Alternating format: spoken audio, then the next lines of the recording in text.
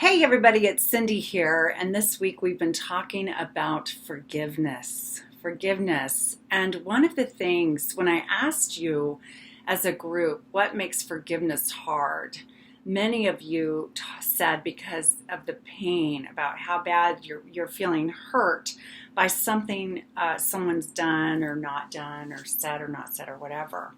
And so because of the emotional pain around it, that makes it hard to forgive and so forth. So I hope you all have checked out the video vlog, the live thing I did the other day on forgiveness. If you haven't, I highly recommend you check it out, because I talk about myths about forgiveness and the real truth about forgiveness, and then how to go about forgiving yourself and other people. And I hope it's very useful. But today I'm going to talk about then that other aspect that many of you addressed, and that is, it hurts so much. How can we forgive when it just hurts and it keeps hurting and so forth?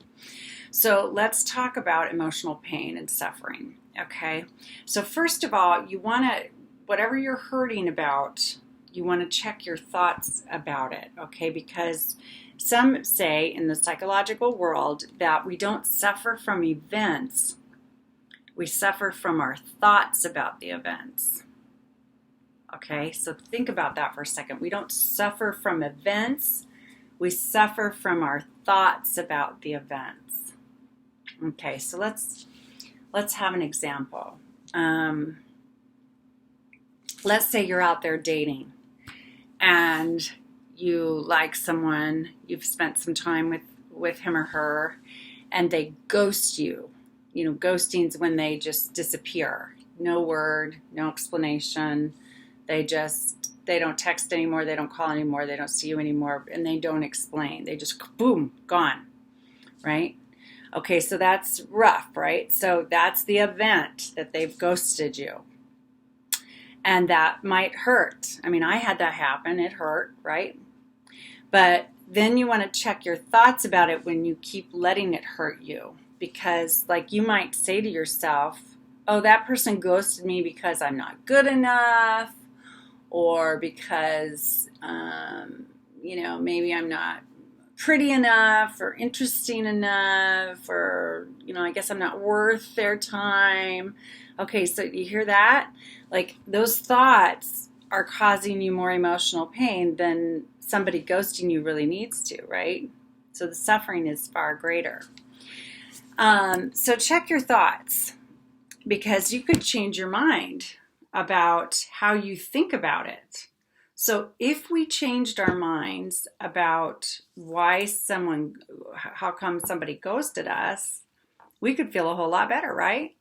Like, maybe it feels better to say, well, they just, weren't the right one for me. Or thank goodness they ghosted me, because I wouldn't want somebody in my life that is capable of just doing that very immature and not talking about it. Or maybe that person's a jerk or mean, and I'm lucky. I'm lucky they ghosted me. Or boy, I guess he or she has emotional problems that they think they have to just sneak away and hide and not, be honest. Phew, I'm lucky not to be with them anymore. Kind of thing. So hear the change of perception and how that might help. Okay. Now, if someone's been abusive towards you, I know that's a tough one. All pain is tough. Pain is pain. But if someone's like abusive, or maybe it's someone with an addiction in your life, and you think, oh, how could they come home drunk again? Or how could they, say those mean things to me again? And all these things, abusive behaviors. Oh, excuse me. I'm so sorry. Abusive, chronic patterns of abuse, verbal abuse, physical abuse, sexual abuse, addictions, addictive behaviors, things like that. These people have illnesses, right? They have diseases which play out in these symptoms of getting drunk or being abusive or whatever. And so it doesn't mean you have to tolerate it, but if you're trying to, if you're super hurt by it, it's like, remember that their behavior is not about you. Their behavior is not about you. It's about them. It's about their illness. It's about their inability to show up in relationships in a healthy manner, or even show up in their lives in a healthy manner. They have these problems, right? And so, again, you want to change your thoughts about something and not take behavior so personally from other people, okay? And reframe it. So the other thing I'd like to say about suffering and emotional pain and the hurt you feel is the longer you dwell on it, the more you're hurting yourself by hanging on to it. Now, an example, a metaphorical example is that I thought of for some reason when I was thinking about doing this was when my daughter was born, she was jaundice. And we took her home from the hospital like you do. And then a day later, we had to take her back because she was getting sicker. So she had to go back to the hospital and she had to have, anyway, it was a little upsetting, of course, a little stressful. You worry about your little bitty baby being sick, right? And one of my relatives, but she was fine in a day or two. She was fine. But one of my relatives dwelled on that for like months. And every time I saw this person, she'd say, oh, wasn't it awful when Laura was jaundice and we had to go back to the hospital again. And oh, she was so sick and we were all so scared. And I thought, well, yes, it was, but it was, she's fine. She was fine. I finally said to the person, can we just stop dwelling on it? Because it was, 6 months ago, 9 months ago, she's perfectly fine. Because when we hang on, it just adds to the pain. You're making it worse for yourself. So whatever it is, that's a metaphorical example, right? But if you're in relationships that you have chronic suffering coming up over and over and over again, this is like the abusive spouse. This is the friend who just keeps taking advantage of you. This is the boss that's a bully to you chronically, whatever.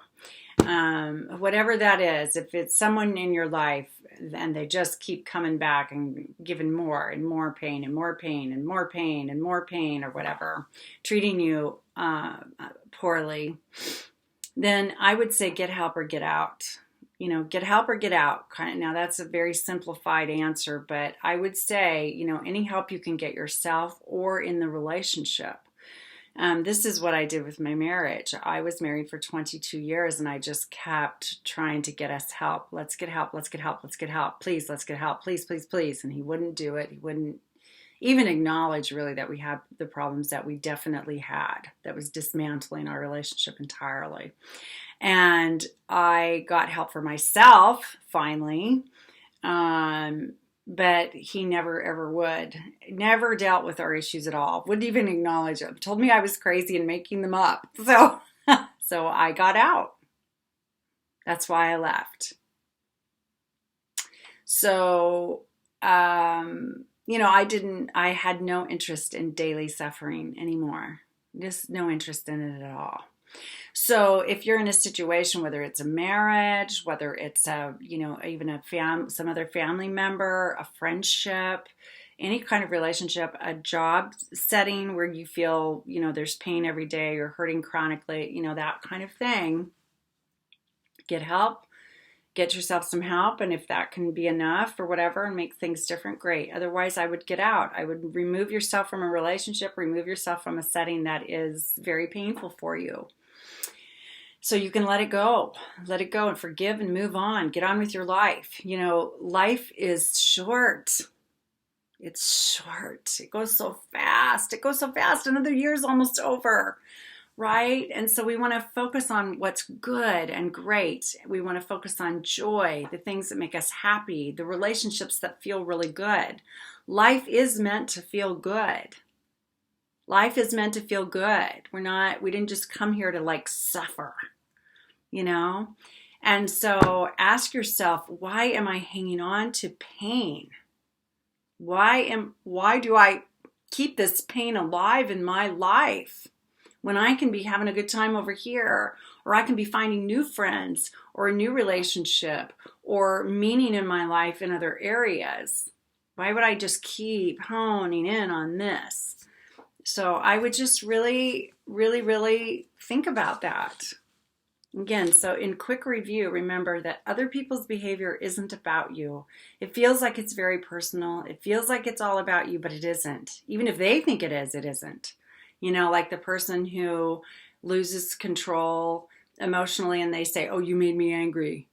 It's like, well, you chose to get angry. You chose to lose control of yourself. I didn't make you do that. You chose to. That's there on them.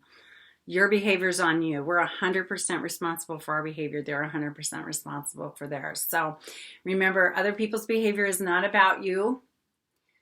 Whenever you're suffering over anything, feeling pain over anything, check your thoughts about the event. Instead of thinking the event is causing you suffering, check your thoughts about the event and then reframe them.